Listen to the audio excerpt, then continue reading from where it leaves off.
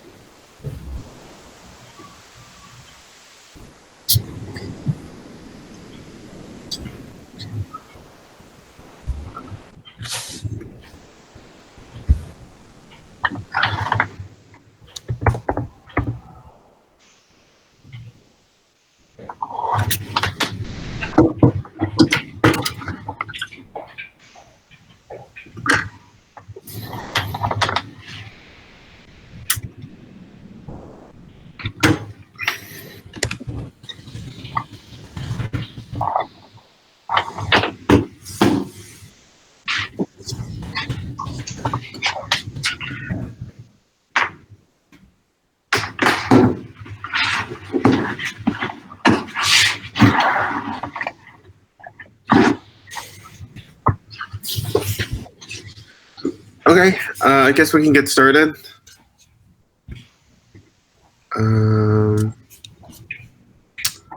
So, welcome to the Iter8 community meeting. If you haven't already, could you do the attendees list if you're comfortable with it? I will share the link.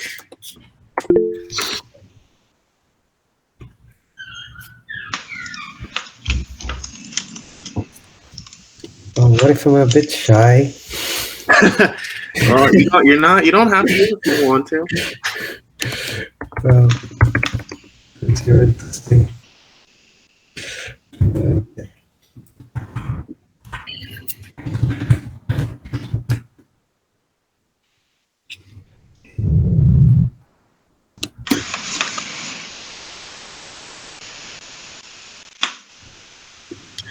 And in addition to that, please add whatever agenda topics you would like to share with the rest of the Iter8 community today.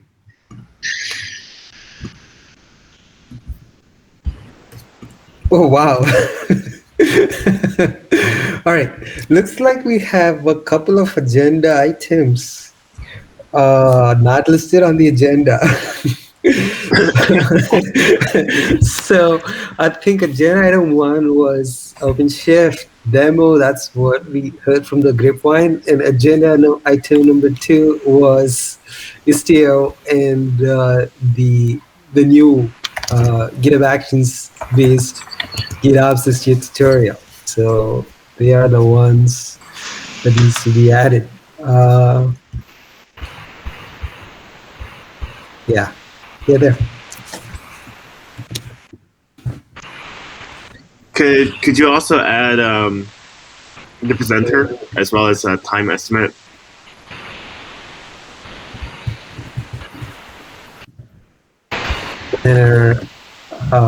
Michael.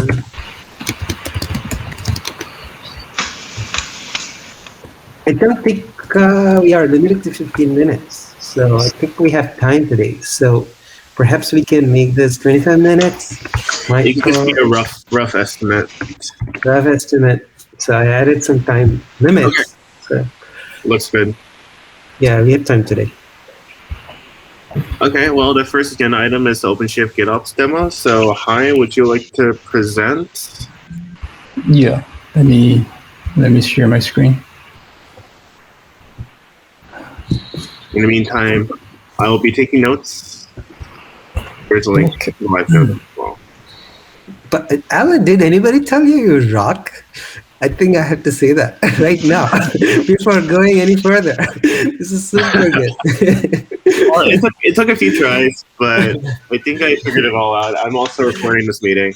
Yeah, it is streamlining the whole community meeting experience, which is fantastic. All right, so let's get started. So I'll be presenting this OpenShift GitOps demo using our latest Iter8 code base. There are some assumptions I'm kind of making in this demo, so that we don't have to spend so much time waiting for things to set up and configure.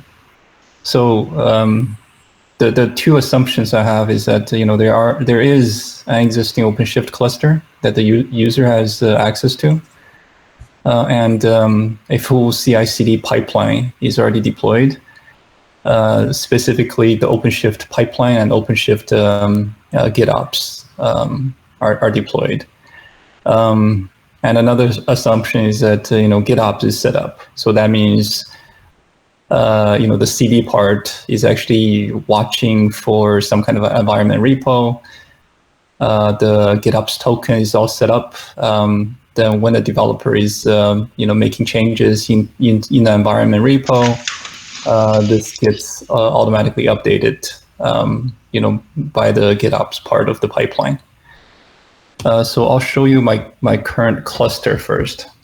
So I have access to, let me see. I have access to this OpenShift cluster that I'm running on IBM Cloud. So this only has like one worker node. So that's not very interesting to look at, but I'll show you what's currently running. So in the default namespace, I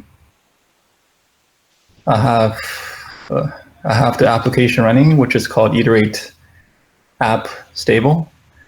There is also a Tecton event listener running here because this is used for handling webhooks when the developer is merging PRs in GitOps. So maybe this is a good time to show that part too. So here, so this is the repo I'm working with. So in the settings, webhooks, I have enabled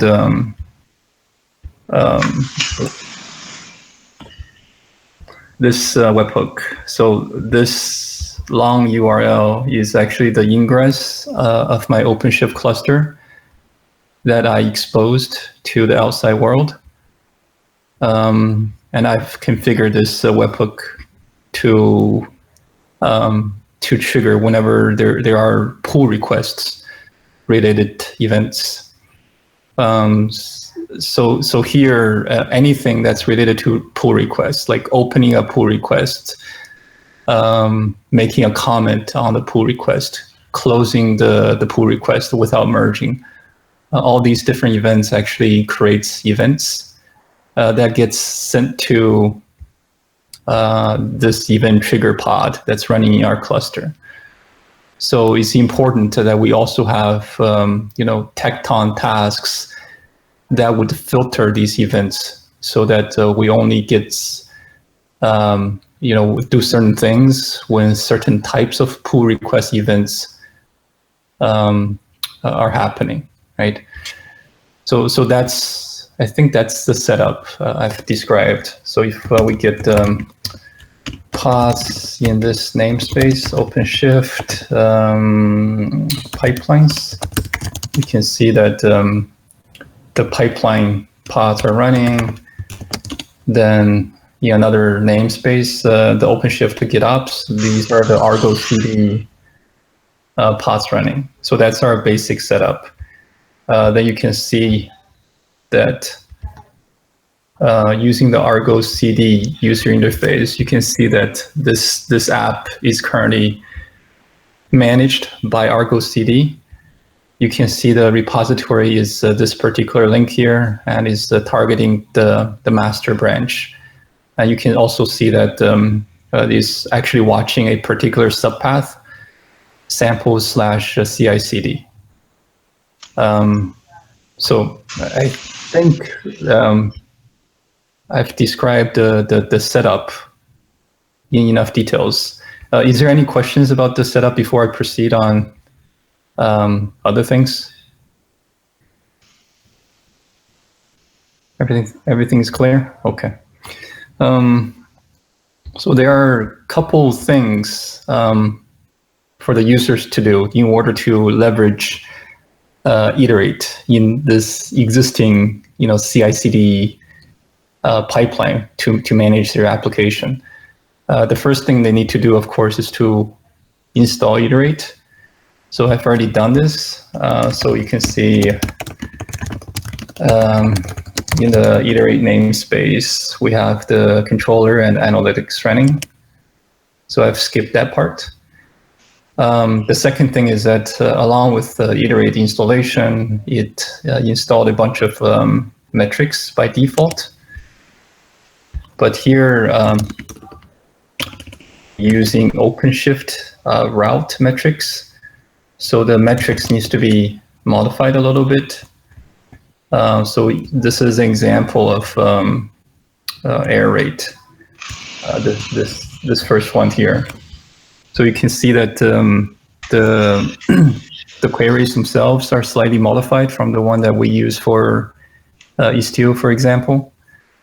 The template, the URL template is also pointing to the built-in Prometheus server over HTTPS.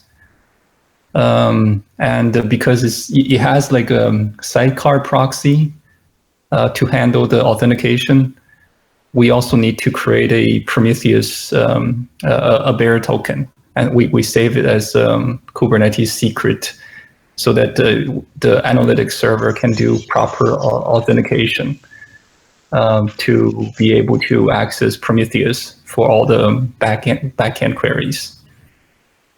This part is there is a slight problem with this case, because the way to get this bearer token is that I needed to go to OpenShift. Then there's like OAuth token request. So once I requested this token, I can save this as the Prometheus secret. This is for the user to get authentication with this OpenShift cluster. But this bearer token expires every 48 hours. And I was sitting with Ed, because this is his account. And he tried a bunch of things, and it doesn't look like there is a way to configure this to expire for a longer period of time. So this is the token I'm using for accessing Prometheus. And from reading the Prometheus documentation on OpenShift, it looks like this is the token that I need to use. There isn't anything like a service account token. I tried a bunch of different service account token with RBACs and all those things, and it didn't seem to work for me. But so the kind of awkward thing I needed to do is that every 48 hours, if I want to get this working, I need to delete the existing Prometheus secret here and create another one using the new bearer token. I don't know if Michael, do you have some experience with this Prometheus bearer token? So I don't. The Prometheus that Istio installs uses a username and password. Yeah. And they store the password in a secret in the Istio system namespace. And so you can get in there and get the secret and make use of it. The password if you're in the namespace. If you're outside, of course, you cannot. I am a little surprised there, this makes sense, this being the token when you're coming from outside the cluster to access Prometheus, because it's the same token to access the cluster and to access everything else in the cluster. That token is also used for Kiali. It's also used for, the other tools that are installed, is my experience. But I'm surprised that there's not a second approach for in-cluster access. So in particular, I guess if Prometheus is doing all polling or pulling, then it's not an issue. But I would have thought for anything to push stuff to Prometheus, it would need a token. That's what I thought too. But looking at the documentation, I didn't find anything else that works. Yeah. So maybe when we talk to John, Maybe he Yeah. has some better ideas of how to do this. I don't think anything really pushes metrics to Prometheus. Yeah. There's no such thing. I think the concept doesn't exist as far as I understand in Prometheus. Oh, I thought it Okay. was an alternative. Yeah. There is I- there's a way to create push gateways for Prometheus, and the idea is Prometheus will pull the gateway The gateway. instead of the original thing, but it's really you pushing stuff to the gateway and somebody put Prometheus pulling the gateway. That's usually what happens. Yeah, I even checked the building Prometheus server. I don't think the basic authentication type of using username and password is even enabled. I think the only thing that's enabled is the bearer token. But anyways, Maybe their model is that Prometheus is only ever used from outside the cluster. well, that kind of poses a problem for us, right? Because we are running within the cluster, and we want. I mean, there are other tools that use it, presumably like I forget the one that draws graphs, Grafana. But again, that's a user tool, and you get the token to log into Grafana. Right. But anyways, I think this is just something to keep in mind. If you somehow bump into the solution to this, let me know. It's a lot better to use a token that doesn't expire, especially for these like bots related stuff. So we don't want these to kind of expire. So if we can use a token from a service account, that would be much better. So if you run into a solution, let me know. We can modify this part. So that's the metrics part. We need to. So quick, question. This bearer token is actually it's configured using the route, right? I don't think Prometheus supports authentication. I think if you want authentication with Prometheus, you have to set it up with a reverse proxy. That's my understanding. Well, this is a kind of a weird setup they have. This Prometheus server they has 6 containers running inside the same pod, including the Prometheus server. And one of those 6 containers is a proxy they add onto it. And this proxy is primarily used for authentication. It authenticates against the identity manager that IBM Cloud uses. It's called IAM. So that's how this works. I don't remember which.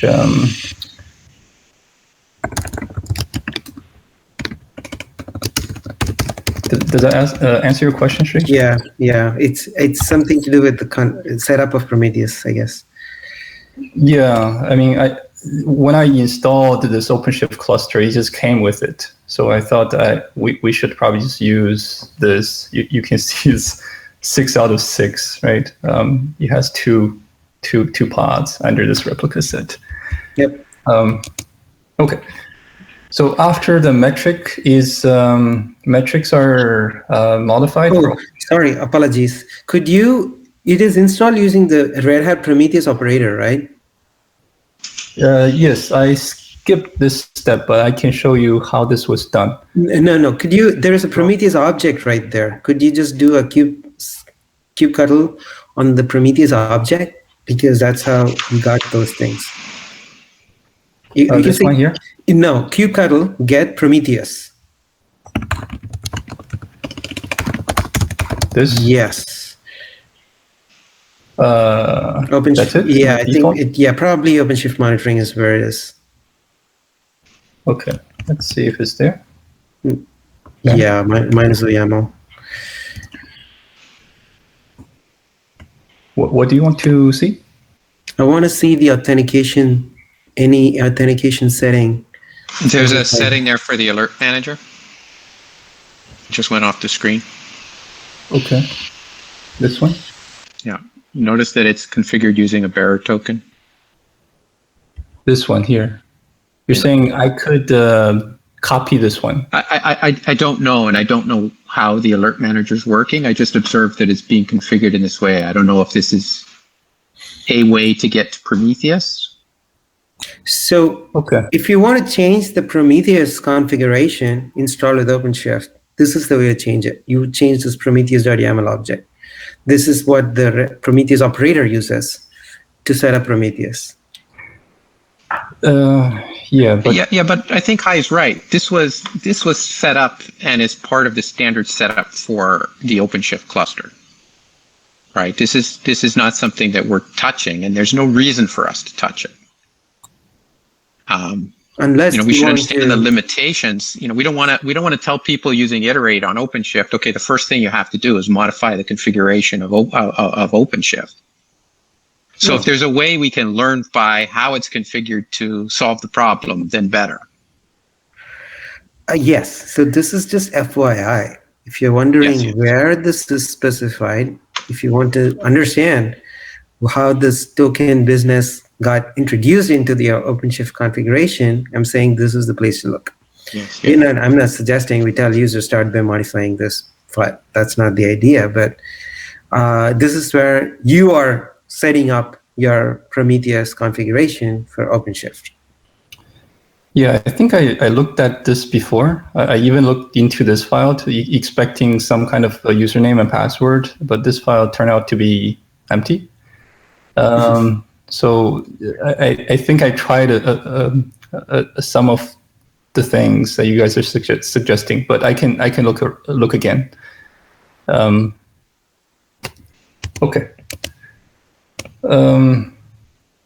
All right. So that's the second step that the user needs to do.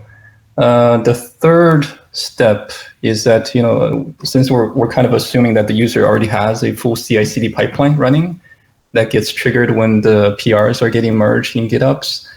One additional task that we need to add to their existing pipeline is by just adding another start experiment tacton task that basically create the 3 files that we always need for each of the experiments. One is the deployment candidate, one is the experiment YAML file, and the last one is the workload generator, the Fort.io YAML file. Of course, the user needs to make more changes, related to labels, the all the other things. That's kind of application specific things to get things right. But that's what the user needs to do. Okay. So once all these things are set up, the way to trigger this is I have this application, which is a Python file that just prints a hello world hello my world to print something when you curl it. So if I just make a very simple change to get rid of my in the string, then I can do git checkout with a different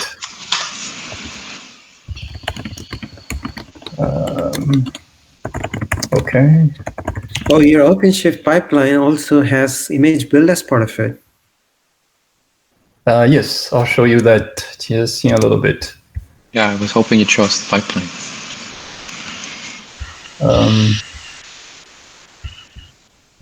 Okay, so let me make a PR. So this is going to be against my own fork. So as we can see, the only thing I'm changing is to remove this my string. So I'm going to make a pull request, merge the request, confirm, and delete the branch. So once this is done, the webhook call should be going forward. So if we use tacton command line, and we can see what's happening here. Okay, so a couple of things has happened. A couple of tasks have happened. So the first one here that happened 24 seconds ago is when I created the PR. So that event basically needs to be gated because it's not a merged PR, so there isn't anything that we need to do.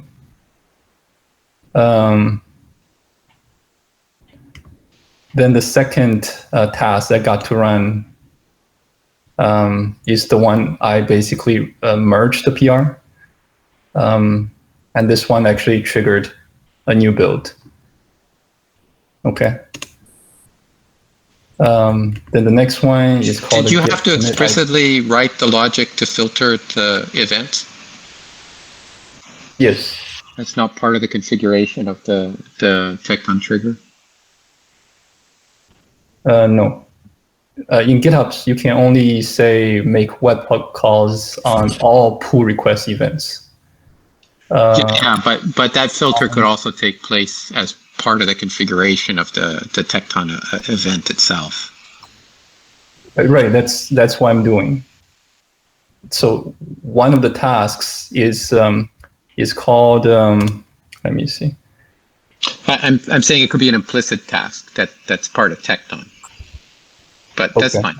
Yeah, I don't know if that's something we can do, but I basically build an explicit task that checks whether or not this is on the branch that we care about, which is the master branch, whether or not this is actually something that would trigger an image build. So all the because we don't want all the PRs to actually build to trigger the image build, right? So all these YAML files, if they were changed, we don't need to rebuild the image. It's only if files inside of this app subdirectory is changed, then we would trigger a new build. So there are a couple of I would say app-specific things that you want to check for. So I don't know if the implicit Tecton task would be sufficient for doing this. Okay. So let's continue to look at what are all the tasks that got to run. So the next one is to get a commit ID. So this is after the merge of the PR. This is the short version of that commit ID. We're using this as an image tag. And pass this from one Tecton task to the next one, so we can use it when pushing the image to the repo. So once we get the commit ID, there is another Tecton task that runs, which actually builds the image and push it to the internal OpenShift image repository. So this is actually the name of the image that we pushed. We could push it to Docker Hub, but that would require us to configure Docker Hub tokens. This one extra step that the user would need to configure. And since there is already an image repository as part of OpenShift deployment, we can just push it there. Okay. So the commit ID generated here is being passed as the image tag that we see here. Okay. Then once this image is being pushed to the internal OpenShift image repository, the last task is to create the 3 files. One is the deployment candidate, one is the experiment, one is the Fort.io. And here I'm basically just pushing that commit directly to Git. Of course, we also get have a chance to kind of push it to a different branch and make a PR. But the feedback I got from the team was, that back and forth of opening the PR, committing the PR is a little bit too much, right? So here, basically, we're kind of just committing directly to the repo. So let's see. I have a question. Yes. I recall seeing in OpenShift pipelines, they had even a graphical interface for pipelines. Yes. Have you come across this? I did at one time. Is there questions specifically about the UI? No. I just wondered if you found it useful or interesting. I found the command line interface to be sufficient for the things I need. So that's why I didn't delve too much into the UI part. Okay. So I have a couple of comments also here so far. So hi, I know you brought this up before in the context of this demo. So you didn't want to use the built-in metrics collection because it was not really It was not metrics collected from the ingress or from the route in this example. So it was client-side metrics, and you didn't want to go down that path, which makes sense. However, there's also a way to use that metrics collector without actually collecting metrics. In other words, just for load generation. Iterate experiment can generate load for any endpoint that you specify, and that's it. It doesn't actually go to the next step of collecting metrics. So I was wondering if there is a way to kind of simplify. You can get rid of the folio.yaml and just use the iterate experiment to send traffic loop after loop. That's how it would work. Each loop, you would send some traffic, and some measurements will be collected, some checks will be done, and next loop, some more traffic will be sent. So is that something that you were aware of? Do you think that makes sense in this context? Well, I wanted to show as much features from Iter8 as possible, and I think one of the key features is its ability to shift traffic. So unless we're hitting the OpenShift route, the traffic shifting part is not being utilized if we use the built-in metric collector. Not really. That's what I'm saying. You can use the built-in metrics collector not as a collector, but as a load generator, and you can hit the route with it. Everything that your folio file is doing, you can do the same thing with the built-in metrics collector. You're not collecting metrics at all. You're just sending traffic using the collector.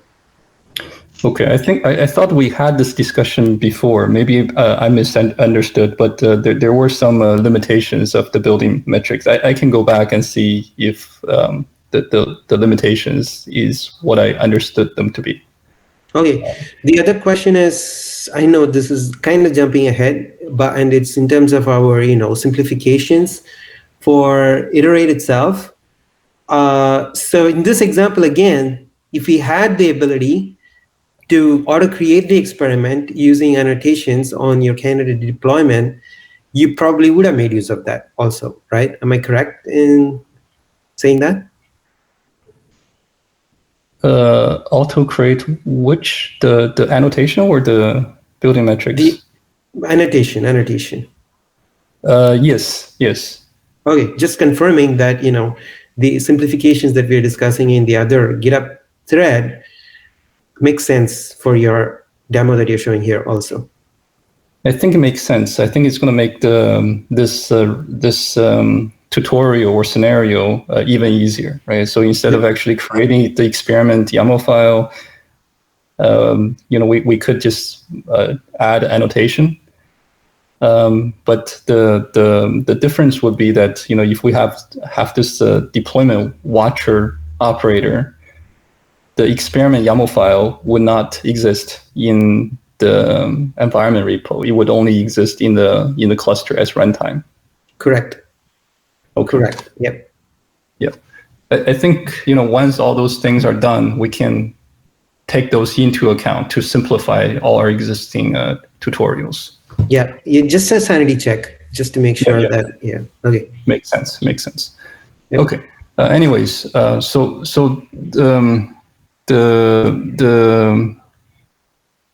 the three files that I mentioned we're creating. One is this deployment candidate file. So you can see that the image was actually updated to the one that's in the OpenShift cluster.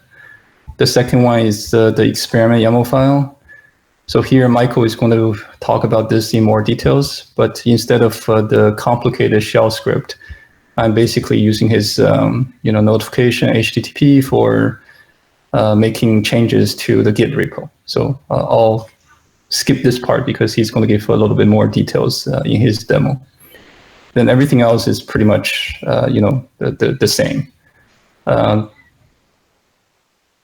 Fort.io is the same thing. We're kind of heading the ingress or the OpenShift route so that we can see the traffic shifting. Okay, so now this is actually being committed. So we can go back to Argo CD to see whether or not this is actually being taken into account in the cluster. Because we were talking for the last 5 minutes, and Argo CD by default syncs every 3 minutes. So I think this actually took into account of all the things that we commit into it. So you can see that in addition to the stable application, there is also another deployment called app candidate. There's our Ford.io deployment, and there should be an experiment. Yeah, this one here is the experiment that we just created. Let's see whether or not things have finished.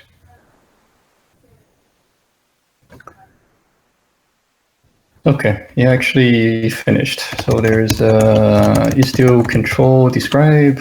Let's see what happened. Okay, so all the objectives were completed. You can see that the request count is also right there. A little bit of traffic is being shifted to the candidate version. But there's still this problem that we have a default request count and the request count. The number seems to be similar, but not exactly the same. I think this has been fixed in the controller, in the next version of the controller. Oh, okay. But everything else seems to be okay. So once this is done, remember that the handler I was showing you before, this thing here, once the experiment finishes, this thing here is going to make more changes to the repo in the form of a PR. So if we go to the pull request, you can see this thing here was opened 6 minutes ago. And if we look at the file changes, you can see that it removed 3 files, the candidate deployment, the experiment, and the Ford.io. And is also proposing to make some changes because the new version 1, so is changing the image name to the one that we just built in the image repository. And once we merge this, we should see Argo CD doing the redeployment onto the cluster using this this image. So that's pretty much it for my demo. Is there any questions?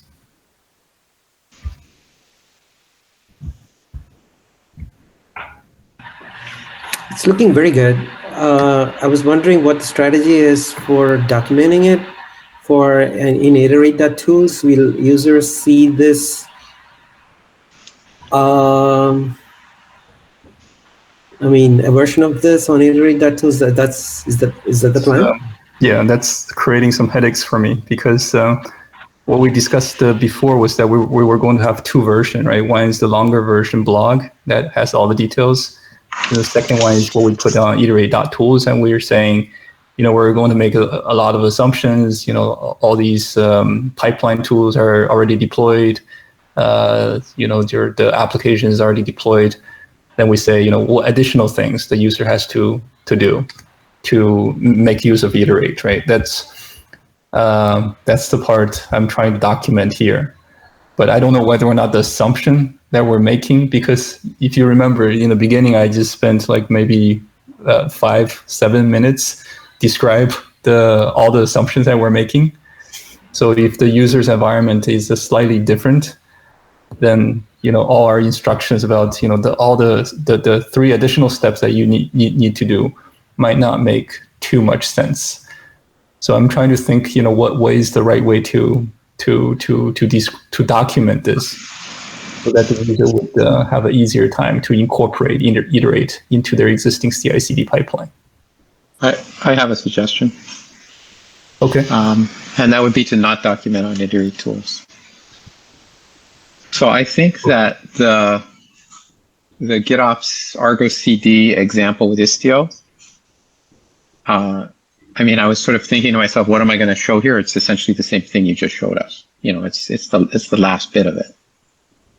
Okay. I wonder if and maybe we need to change it from Istio or something else, but it seems to me it demonstrates the core integration with Argo CD, and what you've added is the pipeline in front, the real pipeline in front.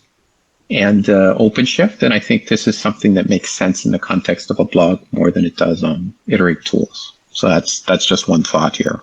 Yeah, I think I'm in agreement. I think I'm leaning towards, reducing 2 documentations down to 1 more detailed blog as well, because the slim version of the documentation is, I couldn't think of any way of make it very crisp, but at the same time kind of makes sense for users to follow.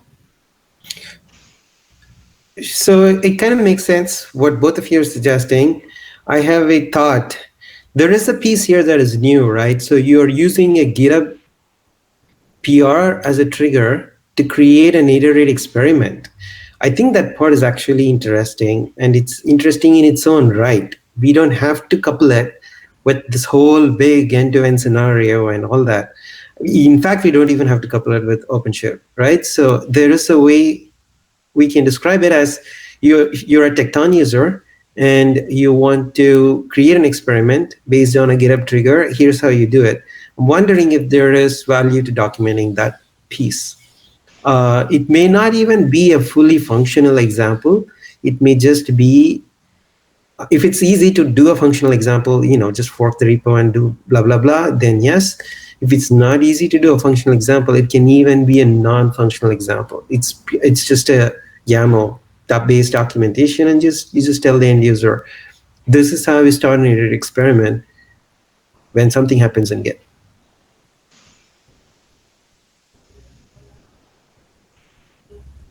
Using Tekton.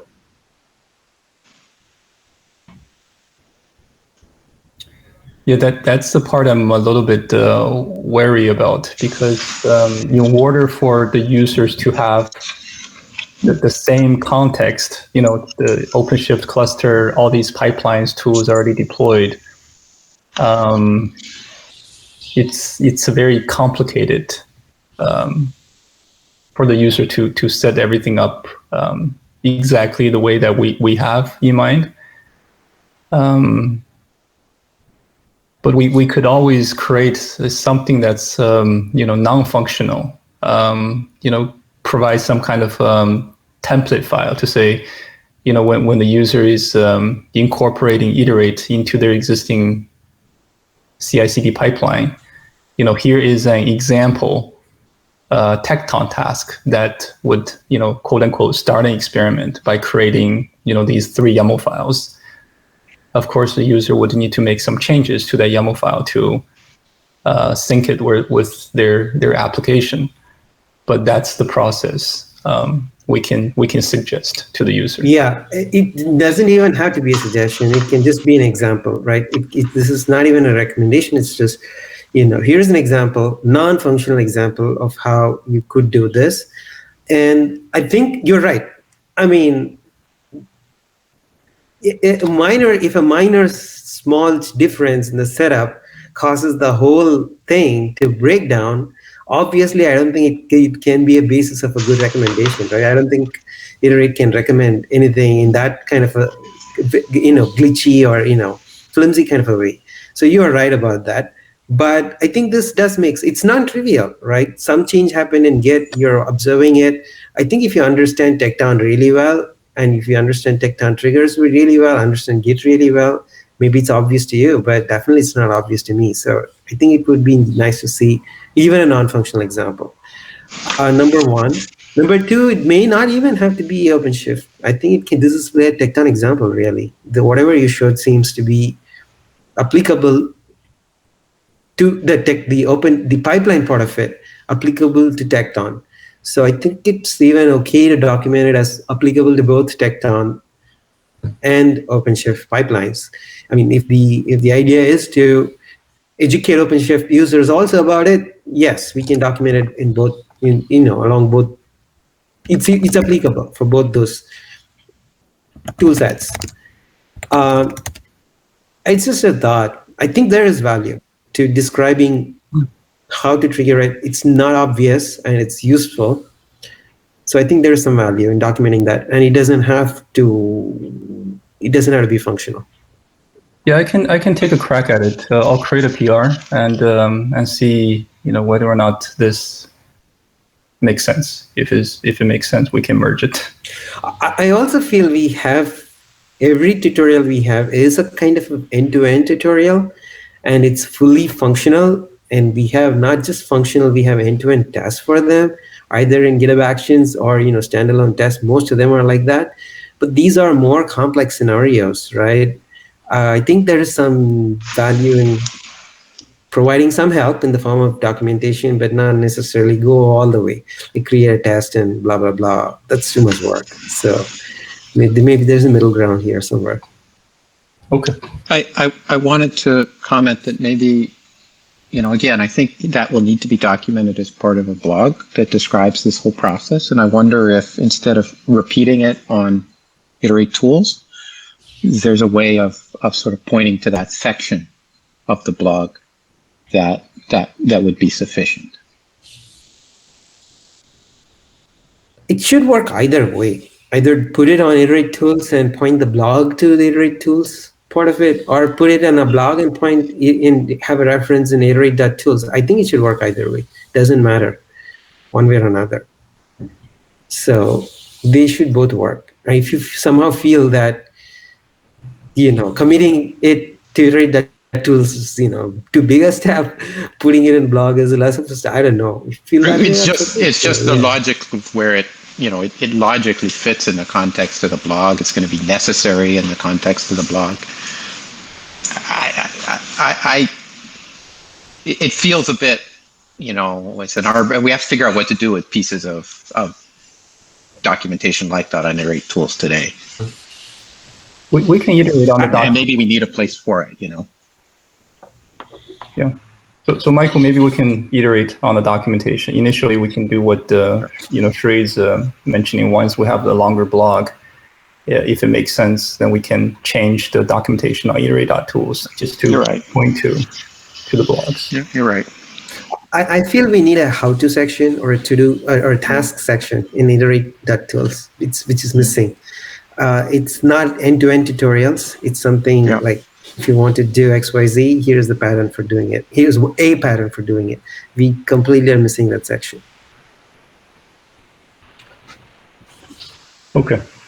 Yeah, sorry, I'm done with my my demo. I think it took a lot longer than I thought it was going to be. Again. All right, well, you left me with 10 minutes for mine. Which is what I thought it was going to take, but it means I'll also be rushing. And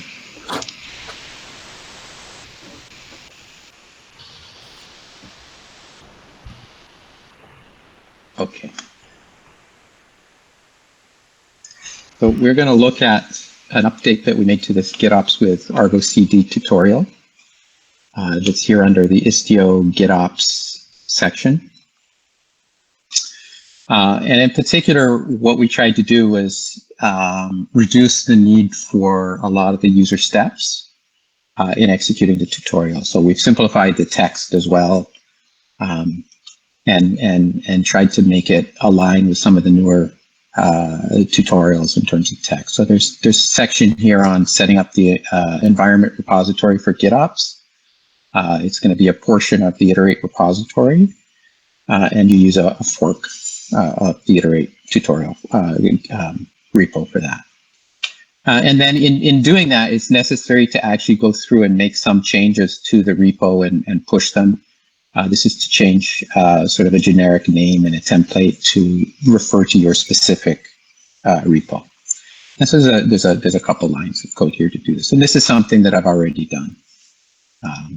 So Michael, are you sharing? Are you sharing your screen? I think I am. Am I not? I don't think you are. You guys would know.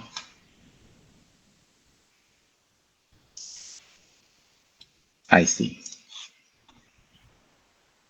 I got partway through the share process. Now am I sharing? It says I'm sharing. Yep. Okay. So let's go back to the start. We rewrote the GitOps with Argo CD tutorial that's here under Istio tutorials for GitOps. And I was just commenting on the setup of the environment repository for GitOps, the sort of one step. And then there's a set of setup steps needed to install Iter8, install Istio. This tutorial uses Prometheus for metrics collection, so we install that. We install Argo CD, and in order to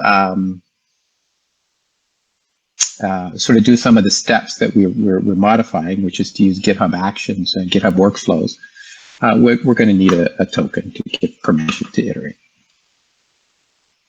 To call those and trigger those. So these are all steps that I've already done. So I've gone ahead and done that.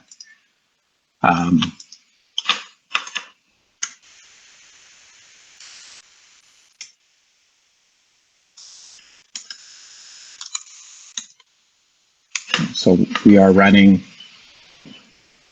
iterated Prometheus. We are running Istio. And here we are, Argo CD up and running, but no applications installed yet. Okay, so the first part of the tutorial is to create a baseline version of the application. To do that, what we're going to do is we're going to create an Argo CD app. This Argo CD app is really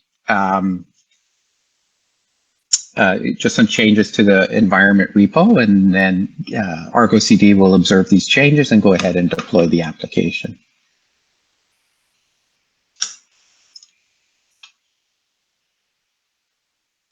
So if we look at Argo CD, we see that it has observed the change to the environment repo, and it's begun to sync to create the application.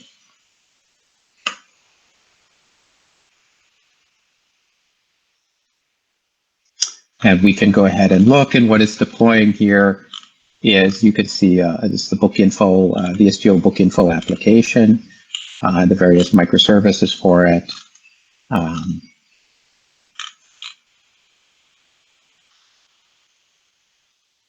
And I think it is now it's still in progress, waiting for the health to be there.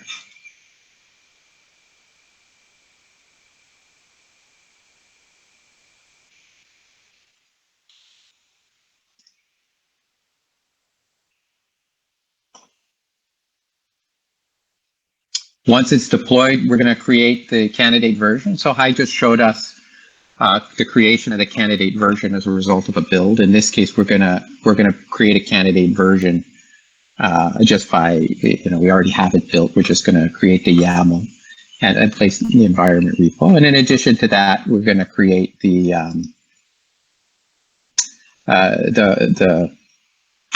experiment YAML and the Fort.io YAML as well. So again, the same three artifacts that Hai created in his demo that were created by the Tecton workflow, we're going to create those. Now, in the past, we created these manually or with a script. This time, what we're going to do is we're going to use, let's just check to make sure this is not synced. So what is the problem? Product page is not ready.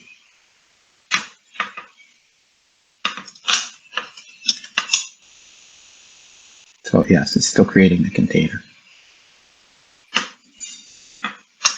The way we're gonna create so I'll just describe what we do before we do it. We're gonna create the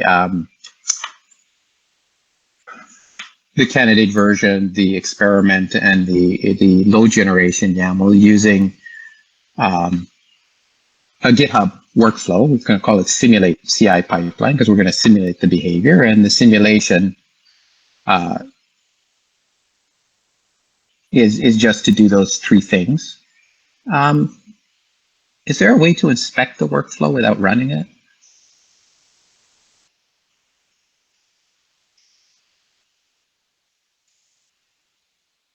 Huh.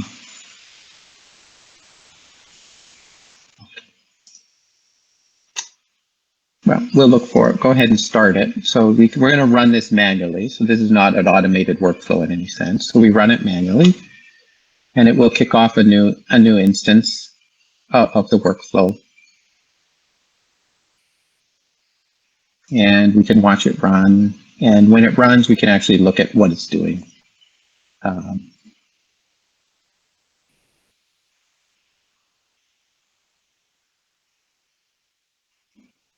So what it did really was very simple. It created these files by looking at a template. It randomly changed the color in product page, and that's it. So if we look back at our application, we should see it begin, as Hai was saying. Argo CD checks every 3 minutes. We can go ahead and sort of trigger it to have a look.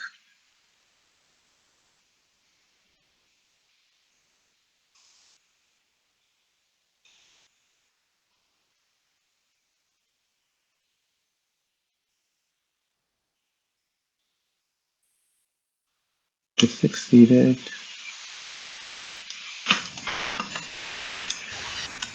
Michael, are you committing directly to the repo, or did you create a PR?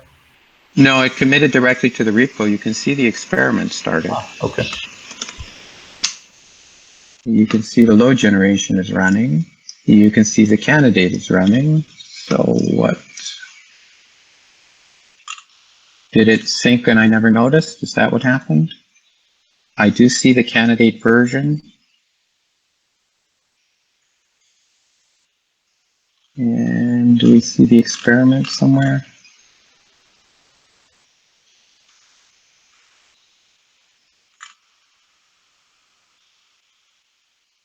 It must be here somewhere.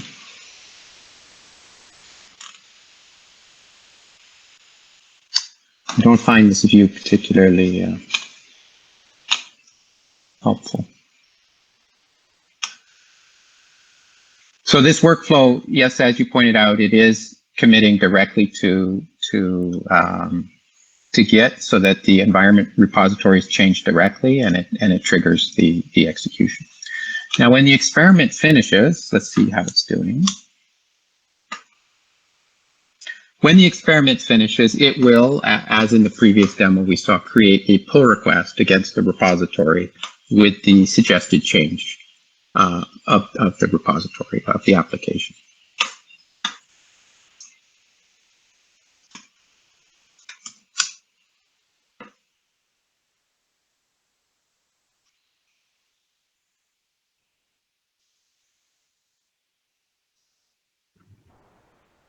Hai had pointed out the finish handler. Let's have a look at that. Is it document? Is it in the documentation here? So we can't get to it here. Okay. We'll look at it here.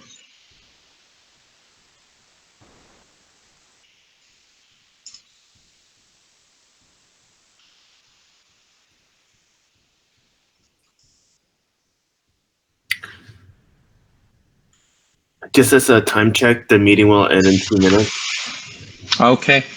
We are, as we were earlier, using exactly the same notification. It's basically triggering a GitOps, a GitHub workflow. It takes a token that we needed to provide, and it passes, where it is that the environment repo is and what should change. And that workflow will run. Let's have a quick look. Did we create a pull request? We have a new pull request.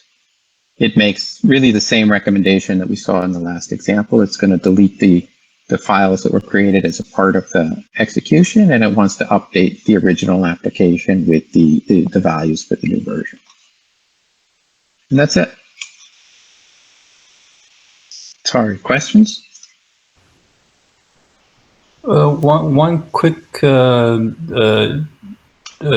suggestion is that can you change the number of iterations from 10 to something smaller? Because I found it. Yeah.